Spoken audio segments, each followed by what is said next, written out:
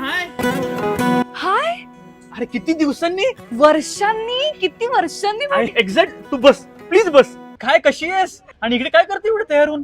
अरे मी इथेच आहे जॉबला, इथे फंक्शन साठी आले होते. क्या बात आहे. तुझं काय चाललंय? चालू आहे बिझनेस जोरात. वा. बाकी काय लग्न बॉयफ्रेंड. आहे ओके पण पण काय. तेच रे, नेहमीचे प्रॉब्लेम्स, कंट्रोलिंग असणं, पॉझिटिव्ह असणं. पण ते सोड ना, तुझं सांग. ऐक ना, अगं मुलगा पॉझिटिव्ह आहे हा प्रॉब्लेम नाहीये ग, हा खरं तर प्लस पॉइंट आहे.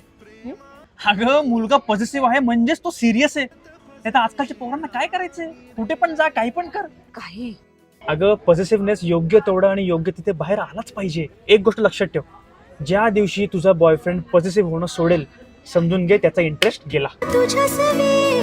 अरे पण कंट्रोलिंग वागणं काहीतरी, तू कुठे आहेस आणि मग आता काय करतेस आणि कोणासोबत कॉफी पितेस वगैरे, हे सगळे प्रश्न, हे टॉक्सिसिटी नाहीये. अगं उगाच कोणी टॉक्सिक नसतं ग, त्याला तुझ्यावर 100% ट्रस्ट असेल आहेच.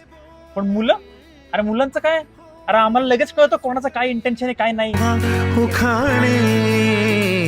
जास्त ओव्हरथिंक करू नको, आपल्या दोघांसाठी कॉफी ऑर्डर कर.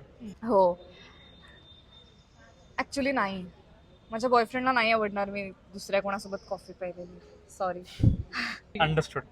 ज्या फंक्शन साठी आले ते पण वाट बघतात. पळते. चलो बाय. नीट जा, काळजी घे हो. आणि लग्न कर त्या मुलासोबत.